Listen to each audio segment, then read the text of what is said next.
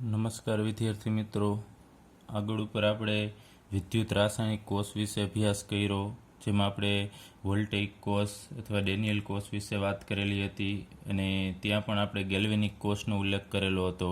તો ફરીથી અહીંયા આપણે ગેલ્વેનિક કોષનું થોડું રિપીટેશન કરવાનું છે, પરંતુ થોડુંક ઊંડાણપૂર્વક રિપીટેશન કરશું.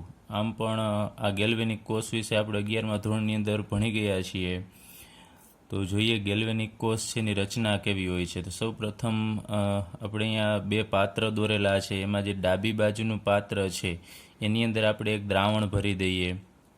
એ દ્રાવણ છે એ CuSO4નું છે, ZnSO4નું છે, ઝીંક સલ્ફેટ. અને એની અંદર જે આ પટ્ટી ડૂબાડેલી છે એ ઝીંકની પટ્ટી લેવાની છે.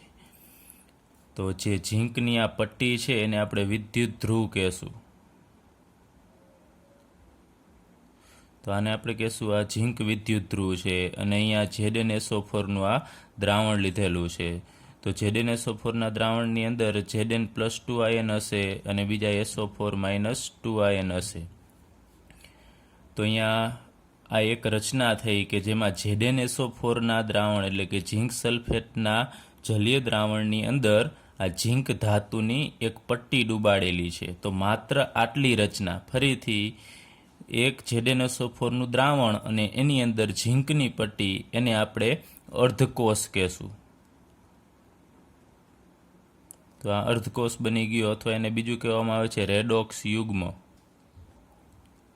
આ પણ આપણે 11મા ધોરણની અંદર ભણી ગયા હતા કે આને અર્ધકોષ કહી શકાય અથવા તો રેડોક્સ યુગ્મ કહી શકાય. એટલે એવી જ રીતે જે જમણી બાજુનું પાત્ર છે એ પાત્રની અંદર આપણે કોપર સલ્ફેટનું દ્રાવણ ભરીશું, CuSO4. તો એની અંદર આયનો હાજર હશે Cu+2ના અને બીજો હશે SO4-2. એટલે કોપર સલ્ફેટના દ્રાવણની અંદર આપણે એક પટ્ટી ડૂબાડવાની છે. એ પટ્ટી છે એ આપણે કોપરની લઈએ. તો અહીંયા કોપર છે એને પણ આપણે વિદ્યુત ધ્રુવ કહેશું. તો અહીંયા પણ તમે જોઈ શકો છો કે કોપર સલ્ફેટનું દ્રાવણ છે અને એની અંદર કોપરની પટ્ટી ડૂબાડેલી છે. તો આને પણ આપણે અર્ધકોષ કહેશું, અથવા તો એને રેડોક્સ યુગ્મ કહેવામાં આવે છે. હવે અર્ધકોષ એટલા માટે આપવામાં આવ્યું છે કારણ કે આ બંનેને આપણે જોડીશું ત્યારે સંપૂર્ણ કોષ બનશે. પણ માત્ર અડધો કોષ આપણે લઈએ, આ એક પાત્ર છે તો એ અડધો કોષ થશે, એટલા માટે એને અર્ધકોષ કહેવામાં આવ્યું છે. હવે આ ગેલ્વેનિક કોષ છે એની અંદર રહેલા બે જુદા જુદા અર્ધકોષ છે એની અંદર આપણે ક્ષાર સેતુ ડૂબાડવાનો છે. તમને ખ્યાલ છે ક્ષાર સેતુ છે એ યુ આકારની એક નળી છે અને એ નળીની અંદર એમોનિયમ નાઇટ્રેટ અથવા પોટેશિયમ નાઇટ્રેટનું દ્રાવણ આની અંદર ભરેલું હશે અને એ રચનાને આપણે ક્ષાર સેતુ કહીએ છીએ. ક્ષાર સેતુ છે દ્રાવણોમાં જે વીજભાર છે એનું તટસ્થીકરણ કરવાનું કાર્ય કરે છે. હવે આ જે બે પટ્ટી છે, એક ઝીંક વિદ્યુત ધ્રુવ અને એક કોપર વિદ્યુત ધ્રુવ, એને આપણે એક મીટર, એટલે અહીંયા આપણે વોલ્ટ મીટર અત્યારે લઈ લઈએ, વોલ્ટ મીટર દ્વારા જોડી દઈએ અને અહીંયા એક સ્વિચ રાખીએ કે આપણે ચાલુ બંધ કરી શકીએ આ પ્રવાહને. તો અહીંયા આપણે જે રચના જોઈ એ ગેલ્વેનિક કોષની રચના છે. એમાં બે પાત્ર છે, ઝીંક સલ્ફેટનું દ્રાવણ, એમાં ઝીંકની પટ્ટી, કોપર સલ્ફેટનું દ્રાવણ, એમાં કોપરની પટ્ટી, અને વચ્ચે અહીંયા ક્ષાર સેતુ છે. એક ક્ષાર સેતુની અંદર એમોનિયમ નાઇટ્રેટનું અથવા પોટેશિયમ નાઇટ્રેટનું દ્રાવણ ભરેલું હોય છે. હવે આ કોષ જે બન્યો એને આપણે વિદ્યુત રાસાયણિક કોષ પણ કહેશું. અને આ કોષનું કાર્ય શું છે, એનો સિદ્ધાંત શું છે, તો એ રાસાયણિક ઉર્જાનું વિદ્યુત ઉર્જામાં રૂપાંતર કરે છે. એ પણ આપણે આગળ ઉપર અભ્યાસ કરી ગયા છીએ. તો આમાં હકીકતમાં થાય છે શું? તો સૌ પ્રથમ આપણે લઈએ કે અહીંયા જે ઝીંક છે એ તમને ખ્યાલ છે ઝીંકના પરમાણુ છે એ ઇલેક્ટ્રોન ગુમાવી અને દ્રાવણની અંદર Zn+2 બનાવશે. એટલે ઝીંક, અહીંયા આપણે એની પ્રક્રિયા લખીએ. ઝીંક જે સોલિડ અવસ્થામાં છે, ઝીંકની પટ્ટી કે જે સોલિડ છે એ ઇલેક્ટ્રોન ગુમાવશે એટલે એમાંથી Zn+2 બનશે અને એ એક્યુઅસ બનશે. યાદ રાખજો અહીંયા આયન છે એ ક્યારેય સોલિડ અવસ્થામાં દર્શાવવાનું નથી કે Zn+2, અહીંયા Zn+2 એટલે તમારે એક્યુએસ લખવાનું થશે કે દ્રાવણની અંદર જતો રહેશે, અને સોલિડ છે તો એ ઘન અવસ્થામાં છે. તો ઝીંક કે 2 ઇલેક્ટ્રોન ગુમાવશે એટલે એમાંથી Zn+2 બનશે. તો અહીંયા ઇલેક્ટ્રોન મુક્ત થયા. આ ઝીંકનો પરમાણુ છે ને ઇલેક્ટ્રોન ગુમાવે છે એટલે અહીંયા 2 ઇલેક્ટ્રોન મુક્ત થશે. તો અહીંયા ઇલેક્ટ્રોન મુક્ત થવાની પ્રક્રિયા થશે એટલે આને આપણે ઓક્સિડેશન કહીએ છીએ. પરંતુ આ અડધી જ પ્રક્રિયા છે, તમને ખ્યાલ છે. આખી સંપૂર્ણ પ્રક્રિયા નથી એટલે આને આપણે ઓક્સિડેશન અર્ધ પ્રક્રિયા કહેશું. કેમ કે સંપૂર્ણ પ્રક્રિયામાં બીજા સામે કોઈક ઇલેક્ટ્રોન મેળવવાવાળું પણ હોવું જોઈએ. ચલો હવે અહીંયાથી આ ઇલેક્ટ્રોન ઉત્પન્ન થઈ, અહીંયા આપણે સ્વિચ છે ચાલુ કરવાની છે. અહીંયા સ્વિચ ચાલુ કરશો એટલે આ ઇલેક્ટ્રોન છે અહીંયાથી આ કોપરના વાયર વડે આ વિદ્યુત ધ્રુવ પર આવશે, કોપરના વિદ્યુત ધ્રુવ પર. એટલે ઇલેક્ટ્રોન છે અહીંયા આવશે, એ છેવટે દ્રાવણની અંદર ઇલેક્ટ્રોન આ જશે. તો દ્રાવણની અંદર અહીંયા જે વિદ્યુત ધ્રુવ છે એની આજુબાજુ આ કોપરના આયનો હશે, એ કોપરના આયનો આ ઇલેક્ટ્રોન મેળવશે. તો હવે આ વિદ્યુત ધ્રુવ પર જે કોપરનો વિદ્યુત ધ્રુવ છે ત્યાં કઈ પ્રક્રિયા થશે તો એ લખીએ. તો કોપરના વિદ્યુત ધ્રુવ પર અહીં દ્રાવણમાં Cu+2 આયન હશે, એ ઝીંક બાજુથી આવેલા 2 ઇલેક્ટ્રોનને આ ઇલેક્ટ્રોનને Cu+2 છે એ મેળવશે. તો Cu+2 માંથી Cu સોલિડ બનશે, એટલે કે ઘન અવસ્થામાં કોપર આવી જશે. અહીંયા દ્રાવણમાં જે આયનો હતા એ હવે ઇલેક્ટ્રોન મેળવી અને ઘન અવસ્થામાં આવી જશે અને એ અહીંયા કોપરની પટ્ટી ઉપર જમા થશે. આ કોપર છે અહીંયા જમા થતું જશે. તો આ પ્રક્રિયા તમે જુઓ છો ઇલેક્ટ્રોન મેળવવાની છે, તો આને આપણે કહેશું રિડક્શન અર્ધ પ્રક્રિયા. એટલે બંને અર્ધ પ્રક્રિયા આપણે દર્શાવેલી છે, પરંતુ અર્ધ પ્રક્રિયા એકલી શક્ય હોતી નથી. આ બંને છે એ સાથે પ્રક્રિયા થાય છે જ્યારે આને જોઈન્ટ કરવામાં આવે છે ત્યારે. તો આનું સંયોગીકરણ ઓલ ઓવર આખા કોષની અંદર કઈ પ્રક્રિયા થાય છે એ આપણે આ બંને પ્રક્રિયાનું સંયોગીકરણ એટલે કે એનો સરવાળો કરી અને મેળવી શકીએ. તો અહીંયા ડાબી બાજુ છે એનો આપણે સરવાળો કરીશું. તો અહીંયા તમને ખ્યાલ છે ઇલેક્ટ્રોન છે એ સરવાળામાં સામસામેની બાજુ ઇલેક્ટ્રોન કેન્સલ થશે. તો અહીંયા વધશે Zn ઝીંક સોલિડ.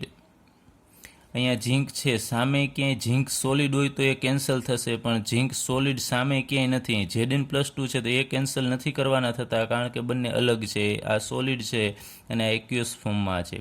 તો અહીંયા Zn સોલિડ પ્લસ અહીંયા Cu+2 એક્યુઅસ, અને એમાંથી અહીંયા વધે છે આ બાજુ જમણી બાજુએ Zn+2 પ્લસ Cu સોલિડ. તો આ સંપૂર્ણ રેડોક્સ પ્રક્રિયા થઈ.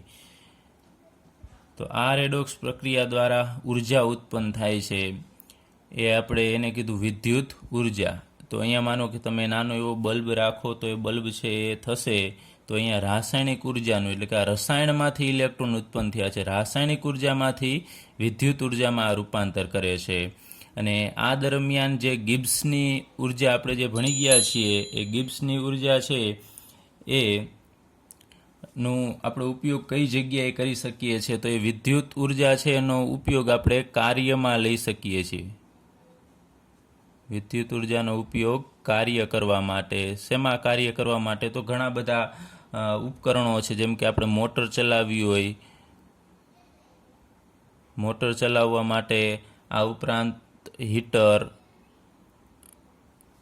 પંખા, ટીવી કે કોઈ અન્ય ઇલેક્ટ્રિક ઉપકરણો ચલાવવા માટે આપણે આમાંથી થતી ગિબ્સની જે ઉર્જા છે કે જે વિદ્યુત ઉર્જા છે એનો આપણે કાર્ય કરવા માટે ઉપયોગ કરી શકીએ છીએ આવા જુદા જુદા ઉપકરણોમાં.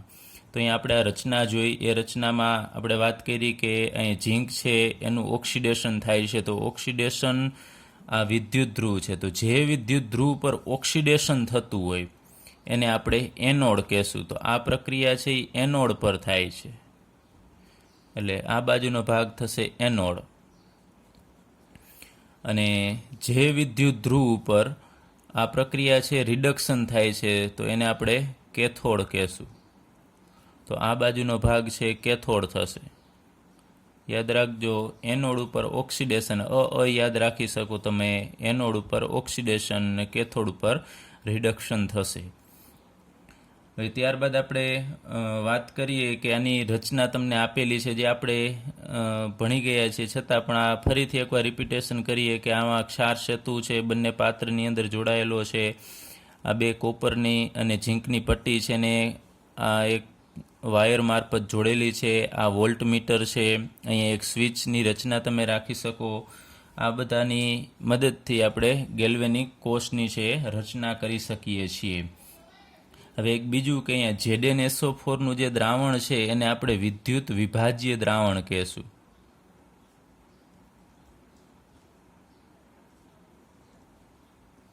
આ વિદ્યુત ધ્રુવ અને એને ડૂબાડેલો છે વિદ્યુત વિભાજ્ય દ્રાવણની અંદર. વિદ્યુત વિભાજ્ય દ્રાવણ એટલે કે સામાન્ય રીતે આપણે કેવું હોય તો કહી શકાય કે એને પાણીમાં ઉગાડતા એનું આયનીકરણ થઈ શકે એવા દ્રાવણોને આપણે વિદ્યુત વિભાજ્ય દ્રાવણો કહીએ છીએ.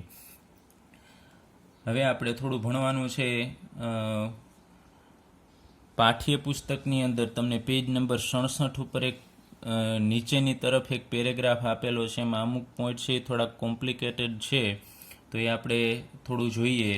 કે લાસ્ટ પેરેગ્રાફ છે પેજ નંબર 67 ઉપર, એમાં આપણને વાત કરેલી છે કે દરેક વિદ્યુત ધ્રુવ વિદ્યુત વિભાજ્ય આંતરસપાટી પર ધાતુ આયન દ્રાવણમાંથી વિદ્યુત ધ્રુવ પર નિક્ષેપિત થવાનું વલણ ધરાવે છે અને તેને ધન વીજભારિત બનાવવાનો પ્રયત્ન કરે છે.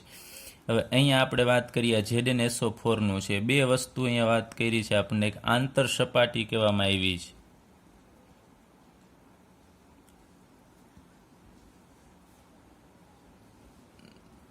તો અહીંયા જે છે આને આપણે કહેશું વિદ્યુત ધ્રુવ, અને આ જે દ્રાવણ છે એ દ્રાવણને આપણે હમણાં જ વાત કરી અને વિદ્યુત વિભાજ્ય દ્રાવણ કહેશું.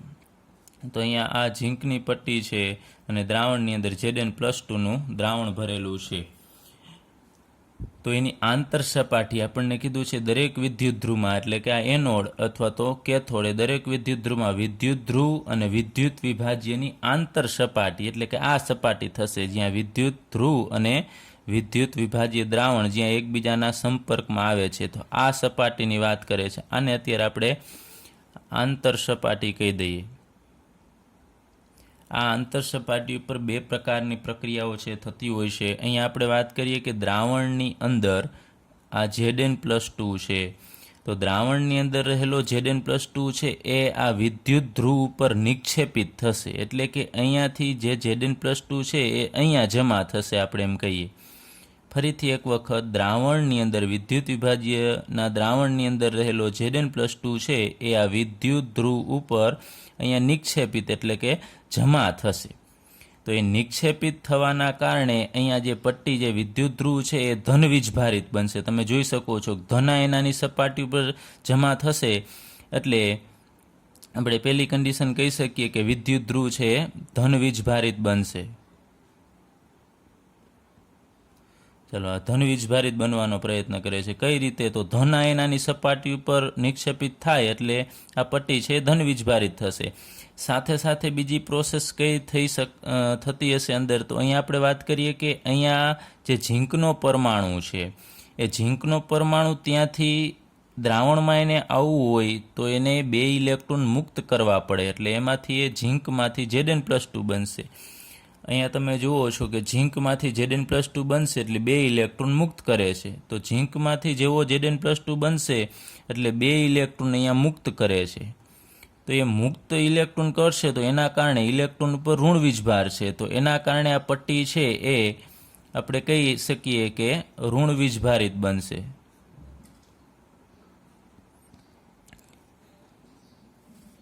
બે પ્રકારની પ્રક્રિયા થઈ શકે છે. એક જે આયનો છે વિદ્યુત ધ્રુવ પર જોડાવાથી ધન વીજભારિત થશે અને પરમાણુ છે એ ઇલેક્ટ્રોન ગુમાવશે, એના કારણે આ વિદ્યુત ધ્રુવ છે ઋણ વીજભારિત થવાનો પ્રયત્ન કરે છે. તો આપણને કીધું છે કે દરેક વિદ્યુત ધ્રુવ અને વિદ્યુત વિભાજ્યની આંતર સપાટી એટલે આ સપાટી ઉપર ધાતુ આયનમાંથી એટલે કે આ જે ધાતુ આયન છે એ દ્રાવણમાંથી વિદ્યુત ધ્રુવ ઉપર નિક્ષેપિત થવાનું વલણ ધરાવે છે, તેને ધનવીજભારિત બનાવવાનો પ્રયત્ન કરે છે. એટલે આ ધન આયન અહીંયા જશે એટલે ધનવીજભારિત બનવાનો વલણ ધરાવશે.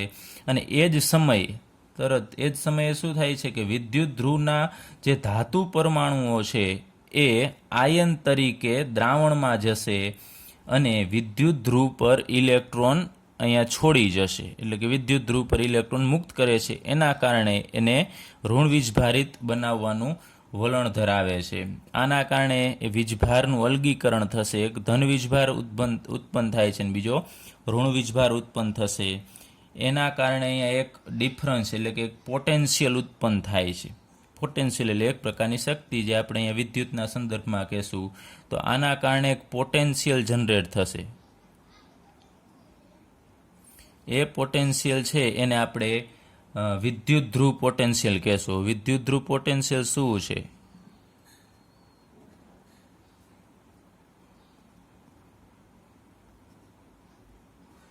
ચલો, વિદ્યુત ધ્રુવ પોટેન્શિયલ. તો વિદ્યુત ધ્રુવ પોટેન્શિયલ છે આ વિદ્યુત ધ્રુવ અને વિદ્યુત વિભાજ્ય જે દ્રાવણ છે એની વચ્ચે જે ડિફરન્સ થાય છે વીજભારનો, એના કારણે જે પોટેન્શિયલ ઉત્પન્ન થશે એ પોટેન્શિયલને આપણે વિદ્યુત ધ્રુવ પોટેન્શિયલ કહેશું. તો વિદ્યુત ધ્રુવ પોટેન્શિયલને આપણે E વડે દર્શાવીએ છીએ. અહીંયા આપણે લખીએ કે વિદ્યુત ધ્રુવ પોટેન્શિયલ એ શું છે? તો વિદ્યુત ધ્રુવ અને વિદ્યુત વિભાજ્ય જે દ્રાવણ છે એની વચ્ચેનો પોટેન્શિયલનો તફાવત છે.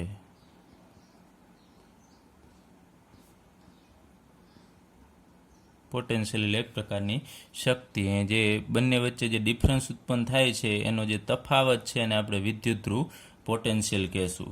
અને હવે જો અહીંયા આપણે આ દ્રાવણ જે લીધેલું છે એ દ્રાવણની સાંદ્રતા છે મહત્વની છે. તો અહીંયા જે દ્રાવણ છે એ દ્રાવણની સાંદ્રતા જો એકમ લેવામાં આવે, એટલે કે આઈયુપીએસસી પ્રણાલિકા પ્રમાણે જો આપણે દ્રાવણ છે એની સાંદ્રતા માનો કે 1 મોલર લઈએ, એકમ સાંદ્રતા લઈએ, તો તમારે બીજું કાંઈ નથી કરવાનું. અહીંયા જે દ્રાવણ છે આ પણ આપણે 11મા ધોરણની અંદર ભણી ગયા હતા. બંને દ્રાવણોની સાંદ્રતા તમારે 1 મોલર લેવાની છે, એટલે એકમ સાંદ્રતા થશે. તો બંનેની સાંદ્રતા માત્ર 1 મોલર લેશો ને અહીંયા જે વિદ્યુત પ્રવાહ ઉત્પન્ન થશે એને આપણે ઈ સેલ કહીએ છીએ.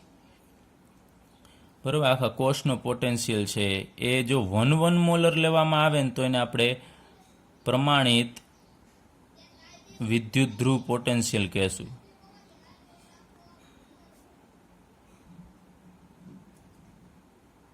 જેને સામાન્ય રીતે E ઉપર આમ મીંડા વડે દર્શાવવામાં આવે છે, E0 વડે દર્શાવવામાં આવે છે. તો પ્રમાણિત વિદ્યુત ધ્રુવ પોટેન્શિયલ છે એ કઈ રીતે નક્કી કરવામાં આવે છે? તો જ્યારે અર્ધકોષમાં આ બંને અર્ધકોષ છે એમાં સમાવિષ્ટ જે આ દ્રાવણ છે એ દ્રાવણની સાંદ્રતા તમારે જોવાની છે કે દ્રાવણની સાંદ્રતા છે એ 1 હોવી જોઈએ, એટલે કે અહીંયા 1 મોલર એકમ સાંદ્રતા હોવી જોઈએ. તો જે અહીંયા પોટેન્શિયલ તમને મળશે એ પોટેન્શિયલને આપણે પ્રમાણિત વિદ્યુત ધ્રુવ પોટેન્શિયલ, એટલે ટૂંકમાં બંને અર્ધકોષ છે એના દ્રાવણની સાંદ્રતા છે એ 1 હોવી જોઈએ. બંને અર્ધકોષના દ્રાવણની સાંદ્રતા 1 હોય ત્યારે જે પોટેન્શિયલ ઉત્પન્ન થશે એને આપણે પ્રમાણિત વિદ્યુત ધ્રુવ પોટેન્શિયલ કહેશું. ચાલો, આપણે વાત કરી હતી કે ગેલ્વેનિક કોષમાં જે અર્ધકોષ ઉપર ઓક્સિડેશન પ્રક્રિયા થાય છે તેને એનોડ કહેવામાં આવે છે. તો અહીંયા તમે જુઓ છો કે આ ઝીંક છે એનોડ છે. તો અહીંયા ઓક્સિડેશન પ્રક્રિયા થાય છે આના ઉપર તમે જુઓ છો. તો એને આપણે એનોડ કહેશું. ટૂંકમાં જે વિદ્યુત ધ્રુવ ઉપર ઓક્સિડેશન થાય એને એનોડ કહેવામાં આવે છે અને એનો દ્રાવણની સાપેક્ષમાં પોટેન્શિયલ ઋણ હોય છે. પોટેન્શિયલ છે એ ઋણ જોવા મળે છે. કેની સાપેક્ષે? તો દ્રાવણની સાપેક્ષે આનો પોટેન્શિયલ ઋણ હોય છે. અને બીજું ગેલ્વેનિક કોષમાં જે વિદ્યુત ધ્રુવ ઉપર રિડક્શન પ્રક્રિયા થાય છે, તો રિડક્શન પ્રક્રિયા કોપર ઉપર થાય છે તો એને કેથોડ કહેવામાં આવે છે, અને એનો પોટેન્શિયલ છે આ દ્રાવણની સાપેક્ષમાં ધન હોય છે.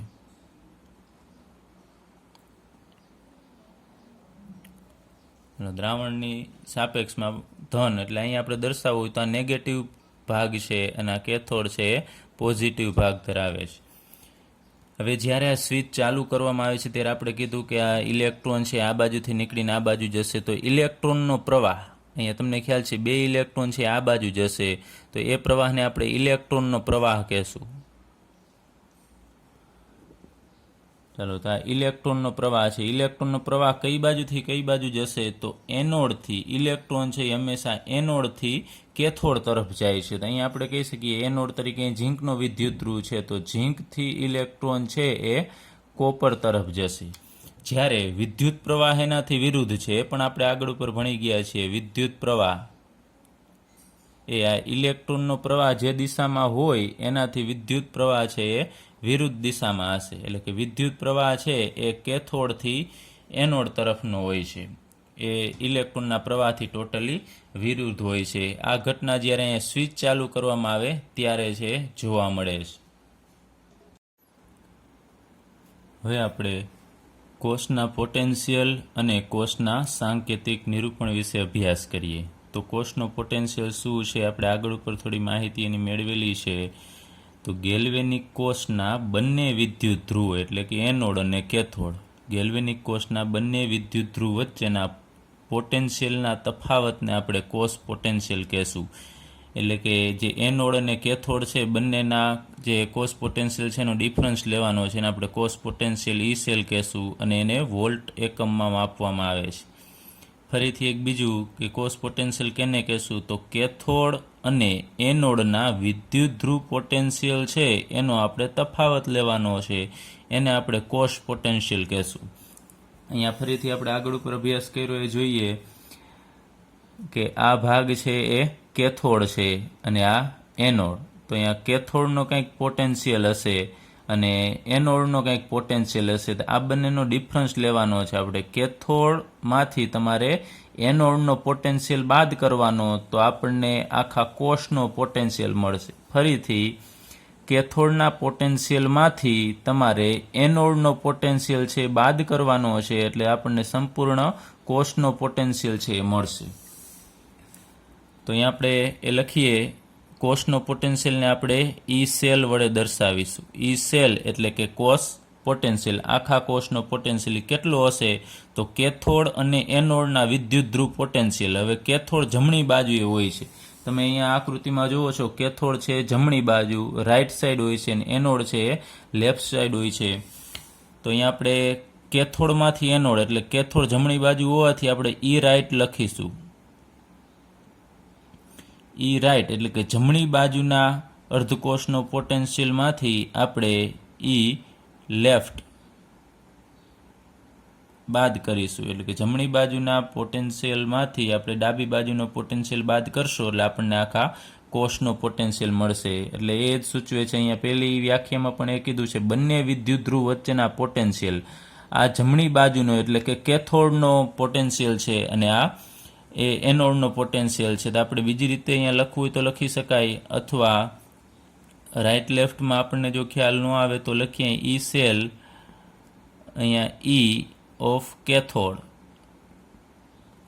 Minus E of anode. એટલે કે કેથોડના પોટેન્શિયલમાંથી આપણે એનોડનો પોટેન્શિયલ બાદ કરશું એટલે જે આપણને તફાવત મળશે એ તફાવતને આપણે કોષ પોટેન્શિયલ કહેશું. ત્યારબાદ બીજું કીધું છે કેથોડ અને એનોડના વિદ્યુત ધ્રુવ પોટેન્શિયલનો એટલે કે અહીંયા રિડક્શન પોટેન્શિયલ લેવાનો છે. રિડક્શન પોટેન્શિયલ એટલે ઇલેક્ટ્રોન મેળવવાની વૃત્તિનો પોટેન્શિયલ એટલે કે એની શક્તિ, ઇલેક્ટ્રોન મેળવવાની શક્તિ કેટલી છે એ પણ આપણે 11મા ધોરણમાં આપણે થોડો અભ્યાસ કર્યો હતો એના વિશે. તો બે પ્રકારના પોટેન્શિયલ હોય છે, એક રિડક્શન પોટેન્શિયલ અને એક ઓક્સિડેશન પોટેન્શિયલ. પરંતુ અહીંયા આઈયુપીએસસી સંસ્થાએ અત્યારે આપણે રિડક્શન પોટેન્શિયલનું મહત્ત્વ વધારે આપ્યું છે એટલે અહીંયા આપણે રિડક્શન પોટેન્શિયલ લેશું કે બંને જે તફાવત લેશું અહીંયા એ ઇલેક્ટ્રોન મેળવવાની વૃત્તિ એટલે કે રિડક્શન પોટેન્શિયલનો તફાવત છે આ. પછી બીજું કીધું છે તેને કોષનો કોષ ઇલેક્ટ્રોમોટિવ ફોર્સ, જેને ગુજરાતીમાં વિદ્યુત ચાલક બળ અથવા તો ઇંગ્લિશમાં ટૂંકમાં કહેવું હોય તો EMF કહેવામાં આવે છે, ઇલેક્ટ્રોમોટિવ ફોર્સ કહેવામાં આવે છે. એ ક્યારે EMF કહી શકીએ કે જ્યારે કોષમાંથી કોઈ પ્રવાહ ખેંચવામાં આવતો નથી, એટલે કે કોષમાંથી આપણે કોઈ પ્રવાહ બહાર લઈ જતા નથી, એનો ઉપયોગ કરતા નથી. માનો કે અહીંયા જે કોષ છે એમાંથી વિદ્યુત પ્રવાહ જે ઉત્પન્ન થાય છે ને આપણે બહાર કોઈ બલ્બ કરવા કે ફેન પંખામાં કોઈ પણ જગ્યાએ એનો ઉપયોગ નથી કરતા, ત્યારે જે અહીંયા વિદ્યુત પ્રવાહ ઉત્પન્ન થાય છે એને આપણે EMF એટલે કે કોષ ઇલેક્ટ્રોમોટિવ ફોર્સ કહેવામાં આવે છે. તો આપણે કોષનો પોટેન્શિયલ શોધવો હોય તો આ સૂત્ર છે એ યાદ રાખવું પડશે કે જમણી બાજુના કોષના પોટેન્શિયલમાંથી આપણે ડાબી બાજુનો પોટેન્શિયલ છે બાદ કરીશું, અથવા યાદ રાખવાનું કેથોડમાંથી એનોડનો પોટેન્શિયલ છે આપણે બાદ કરીશું. હવે આપણે ભણવું છે કોષનું સાંકેતિક નિરૂપણ, કે કોષને કઈ રીતે આપણે નિરૂપણ કરવું. હવે આપણે કોષનું સાંકેતિક નિરૂપણ એટલે કે કોષને આપણે દર્શાવવું હોય પેજ ઉપર તો કઈ રીતે દર્શાવી શકાય. તો અહીં આપણે ફરીથી એક કોષ લઈએ, એની આકૃતિ દોરીએ. આપણી પાસે બે પાત્ર છે,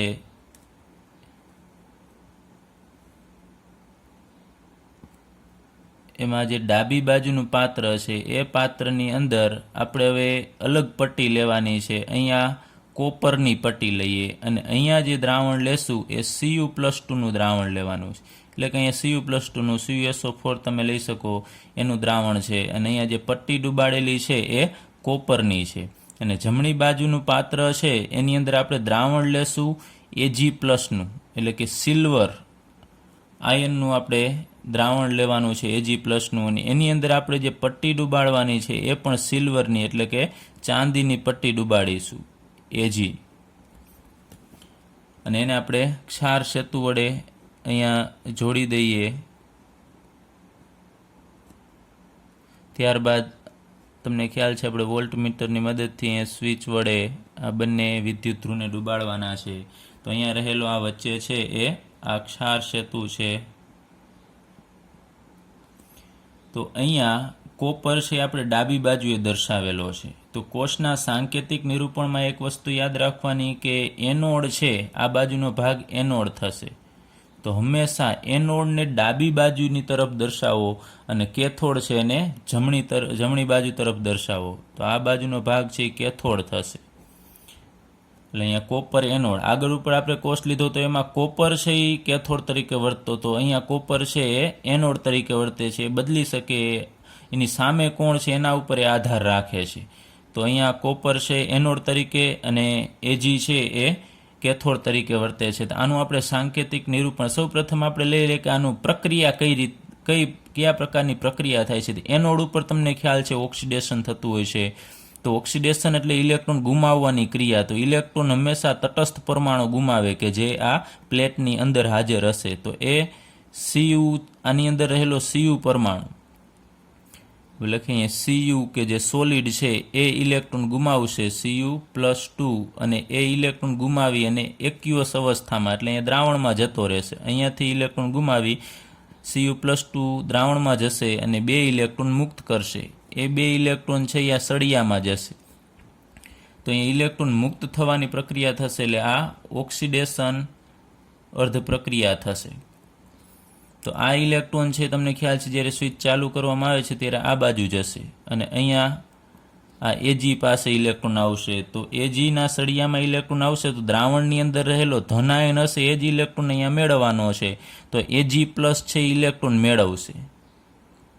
Ag+ જે એક્યુઅસ અવસ્થામાં છે એ ઇલેક્ટ્રોન મેળવશે, પરંતુ આ બાજુએથી 2 ઇલેક્ટ્રોન આવે છે, પણ એક Ag+ તો એક જ ઇલેક્ટ્રોન મેળવી શકે. જ્યારે ઉત્પન્ન 2 ઇલેક્ટ્રોન થાય છે, 2 ઇલેક્ટ્રોન માટે અહીંયા તમારે 2 Ag+ દર્શાવવા પડશે, કારણ કે તો જ ઇલેક્ટ્રોન છે એ બેલેન્સ થશે. તો 2 Ag+ ઇલેક્ટ્રોન મેળવીને 2 મોલ Ag સોલિડ આપશે. તો આ પ્રક્રિયા છે રિડક્શન છે. તો આ ઓક્સિડેશનની પ્રક્રિયા છે એનોડ ઉપર થાય છે, અને આ પ્રક્રિયા છે કેથોડ ઉપર થશે, પરંતુ બંને અર્ધ પ્રક્રિયા છે. હવે આપણે આખી પ્રક્રિયાની લેવી છે કે સંપૂર્ણ કોષની પ્રક્રિયા કેવી થશે. તો અહીંયા ઇલેક્ટ્રોન ઇલેક્ટ્રોન કેન્સલ થશે, સરવાળો કરવાનો છે. તો અહીંયા આપણી પાસે અહીંયા રહેશે Cu સોલિડ પ્લસ આ બાજુ અહીંયા બે Ag પ્લસ કે જે એક્યુઅસ અવસ્થામાં છે, અને આ બાજુ વધશે Cu પ્લસ 2 એક્યુઅસ અને 2 મોલ Ag સોલિડ. અને આ પ્રક્રિયાને આપણે કોષ પ્રક્રિયા કહેશું, કે આખા કોષની પ્રક્રિયા આ થશે. જ્યારે આ બંને તો અર્ધ પ્રક્રિયા છે, ઓક્સિડેશન અને રિડક્શન. જ્યારે આ રેડોક્સ પ્રક્રિયા છે, એમની અંદર ઓક્સિડેશન સમાયેલું છે અને રિડક્શન પણ સમાયેલું છે, એટલે એને આપણે કોષ પ્રક્રિયા કહેશું. અહીંયા આપણે બે એટલા માટે લેવા પડ્યા કારણ કે ઇલેક્ટ્રોનને બેલેન્સ કરવા પડશે, એટલે અહીંયા બે મૂકવા પડશે. હવે આપણે કોષનું સાંકેતિક નિરૂપણ કઈ રીતે કરવું, કે આ રીતે આખો કોષ દોરવો નથી અને આપણે ટૂંકમાં એને દર્શાવવું છે, તો એનું નિરૂપણ કઈ રીતે કરવું, એના માટે આપણે આગળ જ વાત કરી કે હંમેશા કોષનું સાંકેતિક નિરૂપણ કરવામાં યાદ રાખવું, એનોડને હંમેશા ડાબી બાજુ પર દર્શાવવું. એટલે અહીંયા ડાબી બાજુએ છે અને કેથોડ છે એને હંમેશા જમણી બાજુ પર દર્શાવવો. હવે આપણે કોષનું સાંકેતિક નિરૂપણ કરીએ કઈ રીતે દર્શાવવું. તો અહીંયા એક તમારે જોવાનું છે કે અહીંયાથી આપણે શરૂઆત કરીએ, કેમ કે એનોડને હંમેશા ડાબી બાજુએ દર્શાવવાનો છે. તો આપણે લખીએ એનું સાંકેતિક નિરૂપણ.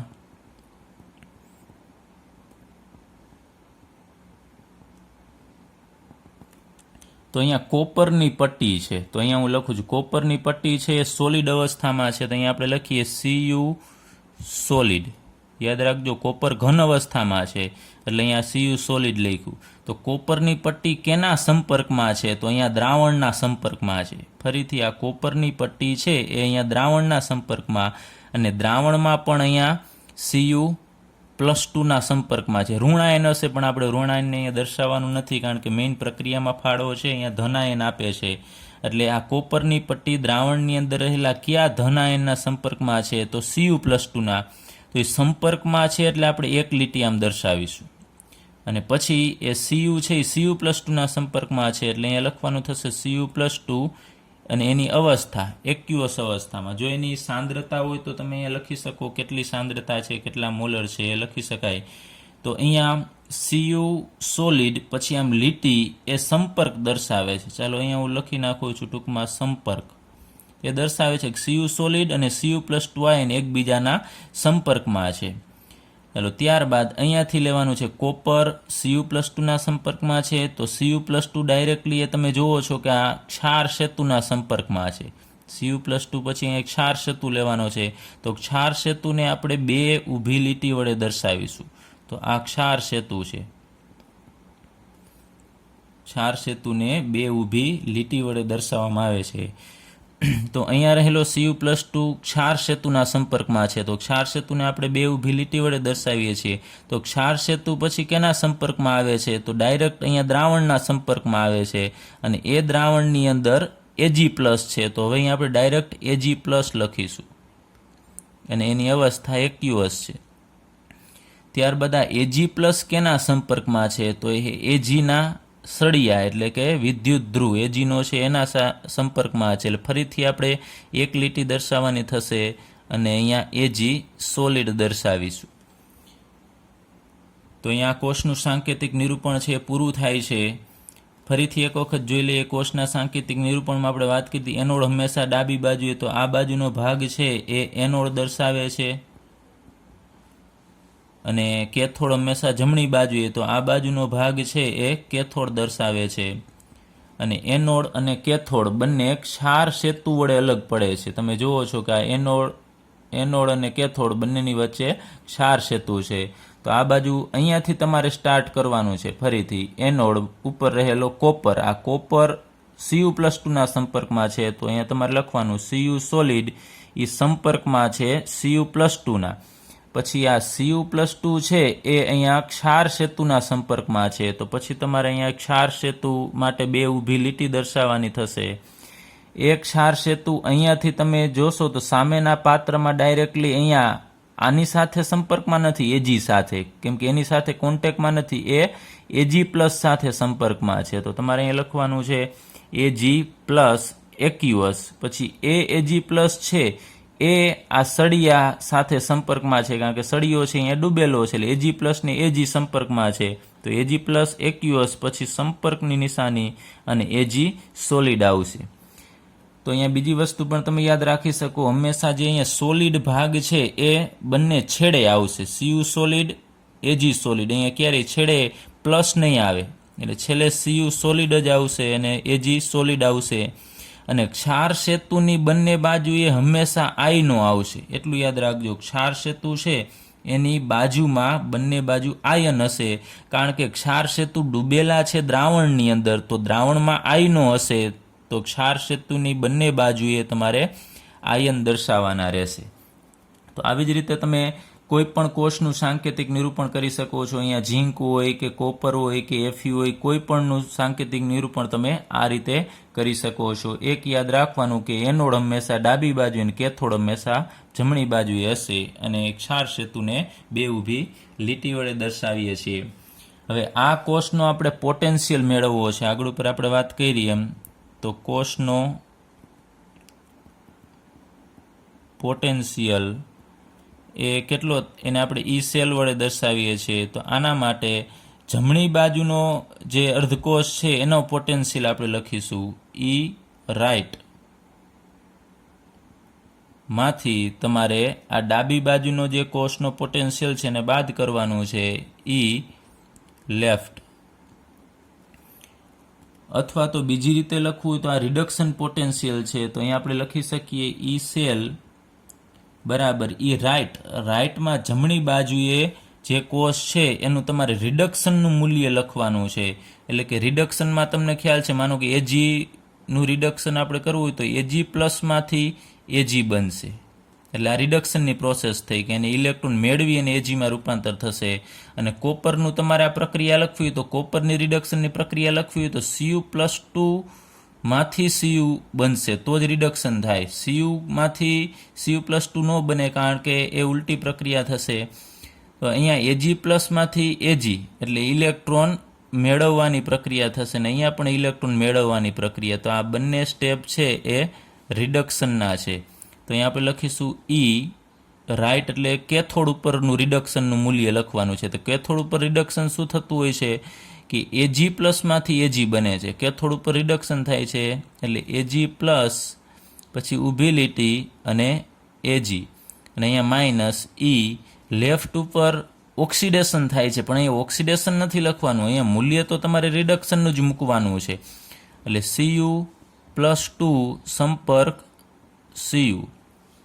તો અહીંયા આ મૂલ્ય છે એ રિડક્શનનું મૂલ્ય દર્શાવે છે. આગળ ઉપર આપણે વાત કરી હતી અહીંયા કે વિદ્યુત ધ્રુવ પોટેન્શિયલ લેવાના છે કે જે રિડક્શન પોટેન્શિયલનો તફાવત હોવો જોઈએ. તો અહીંયા જે આ બંને મૂલ્ય છે રિડક્શન દર્શાવે છે કે Ag+ માંથી Ag બનવાનો પોટેન્શિયલ અને Cu+2 માંથી Cu બનવાનો પોટેન્શિયલ. ઘણા બધા અહીંયા ભૂલ કરે છે કે અહીંયા તો રિડક્શન લખે જ, પણ અહીંયા Cu+2 લખે છે, તો એ ઓક્સિડેશનનું મૂલ્ય થશે. એટલે આ સૂત્રમાં તો તમારે બંનેના મૂલ્ય છે એ રિડક્શનવાળા જ મૂકવાના થશે. અને એક બીજી વસ્તુ અહીંયા પણ અમુક વિદ્યાર્થીઓ ભૂલ કરે છે કે આપણે આ કોષની પ્રક્રિયા છે એ તમે બેલેન્સ દર્શાવો છો કે અહીંયા 2Ag+ લખો છો અને અહીંયા 2Ag આપણને મળશે. જ્યારે કોષનું સાંકેતિક નિરૂપણ કરવાનું છે ત્યારે અહીંયા 2 દર્શાવવાનું હોતું નથી. ખાસ ધ્યાન રાખજો, કોષની પ્રક્રિયાને બેલેન્સ કરવી પડે છે એટલે અહીંયા 2 દર્શાવવો પડે છે, પરંતુ અહીંયા તમારે કોષના સાંકેતિક નિરૂપણમાં કોઈ સંતુલન કરવાનું હોતું નથી. એ માત્ર તમને સંકેત આપે છે કે આ બાજુ Ag+નું દ્રાવણ છે ને એમાં Agનો સળિયો છે, આ બાજુ Cuનો સળિયો છે અને Cu+2નું દ્રાવણ છે.